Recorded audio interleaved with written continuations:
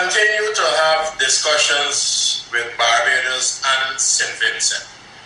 The problems are not the same. In St. Vincent, the issue surrounds us.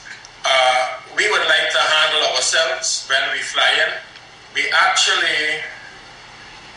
took back on staff, we trained them, but the airport authority in St. Vincent want to do the handling and not LIAT. And so we are in dialogue with them on the matter, and my expectation is that with respect to St. Vincent, we should have an answer from the board of directors on Friday.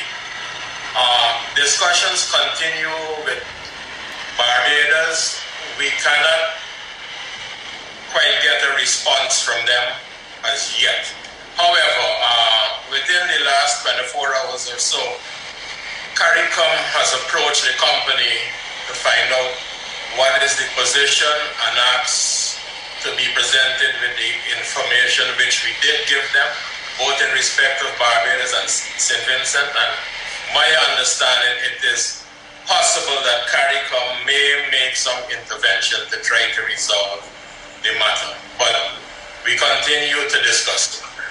All right, just a quick follow-up on that. That's a huge development that CARICOM could get involved in it. But just going back to what are the new arrangements being sought by these two destinations, St. Vincent and the Grenadines and Barbados. In relation to that, is it any clearer what exactly are these new arrangements that these two destinations want LIAT to fulfill? Okay, in St. Vincent, they would like to handle the aircraft when it lands.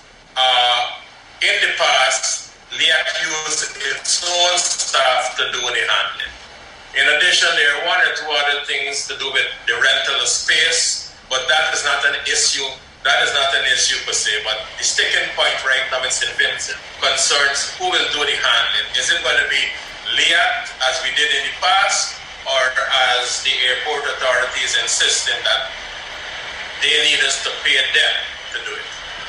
In Barbados, the issue is we maintain we have a valid flight permit to fly into Barbados until July 2024. Barbados is saying not quite so, but we're not exactly sure what is the legislation they are using to say that. So the discussions are ongoing. All right, Mr. Seaforth, Terry Andrew here. On another issue, are you considering expanding routes into Tortola, Guyana, and other locations? Right now on the horizon, it's Guyana and Tortola. Tortola, we are likely to start on the 15th of December. They have asked us to start a bit before that, and we're trying to see if we can accommodate that.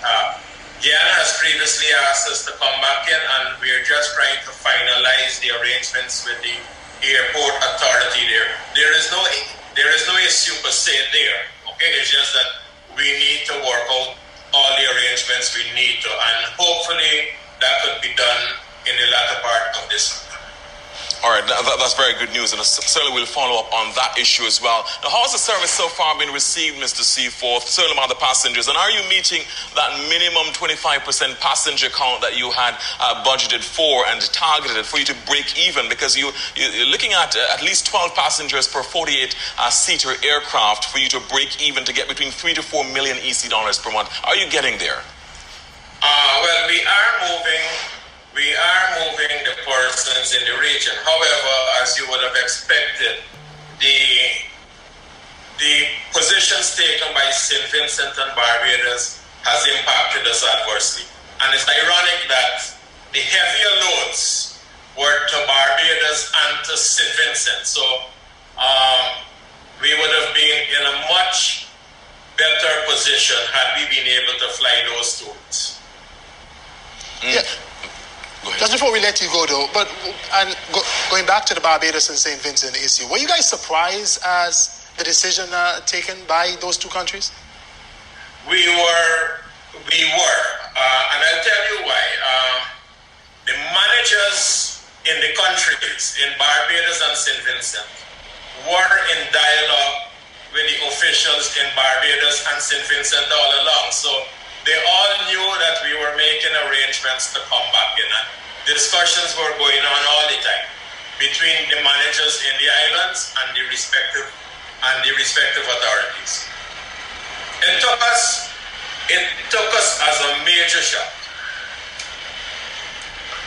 All right, fair enough. A tectonic development there, and just I know that some of those issues might be out of your control, but if CARICOM were to get involved, how soon do you think that there could be a resolution to this issue? Do you have any sort of idea on that?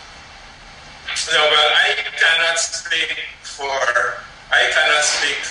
CARICOM. I know they have asked us to provide written documentation of what the issues are, and I happen to know that today there have been a bit of discussions going on, but I wouldn't want to say more than that.